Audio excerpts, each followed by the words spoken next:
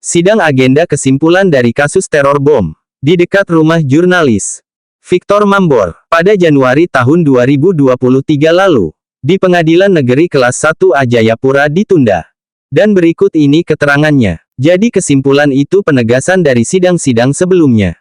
Mulai dari permohonan Victor Mambor terus bukti-bukti yang diajukan saksi dan ahli. Di dalam kesimpulan pihak itu menegaskan bahwa SP3 yang ditolak itu tidak memenuhi unsur di mana saksi yang pihak Victor Mambor hadir mengetahui juga bahwa ada terjadinya ledakan dan pada saat olah TKP.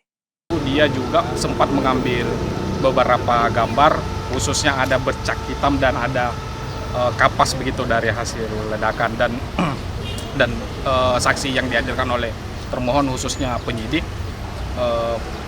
dia juga mengakui bahwa ada 5 saksi dan 1 ahli. 5 saksinya itu dia sendiri yang mem-BAP saksi-saksi, dan di dalam inti keterangan saksi yang dihadirkan oleh termohon memang ada terjadi suatu ledakan itu yang disampaikan saksi dari termohon, khususnya dari keterangan ahli. Jadi keterangan ahli kemarin itu menjelaskan bahwa ketika ada sesuatu ledakan memang harus dilakukan verifikasi terkait maka itu betul ledakan yang dari bom atau dari benda yang lainnya. Tapi itu sudah dilakukan verifikasi terus ada uji lab forensik dan sebagainya.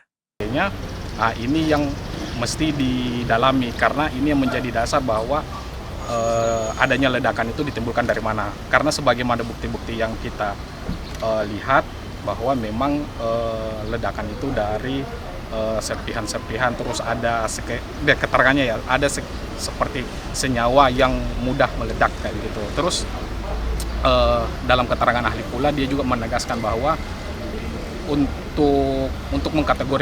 untuk mengkategorikan bahwa tidak cukup bukti, itu harus memang di dalam proses laporan polisi itu tidak ada saksi, tapi di dalam fakta persidangan bahwa ada 5 saksi dan 1 ahli, ada berkas-berkas terkait uji lab forensik, sehingga ahli yang pada saat persidangan kemarin bilang bahwa ketika sudah ada 5 saksi itu terhitung 1 bukti dan ketika ada keterangan ahli itu terhitung 1 bukti.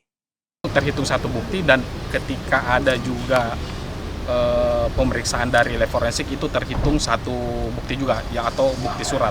Sehingga sebenarnya di dalam bukti-bukti dan fakta persidangan secara tidak langsung ada 3 alat bukti. Pertama saksi, kedua keterangan ahli, ketiga bukti lab forensik. Sehingga unsur-unsur yang menyatakan bahwa tidak cukup alat bukti dan bukan tindak pidana sebenarnya tidak memenuhi unsur, sehingga sesuai dengan kesimpulan kami masih sesuai dengan permohonan, yaitu melanjutkan laporan polisi pemohon. Kira-kira seperti itu. Untuk ahli tadi, ahlinya dari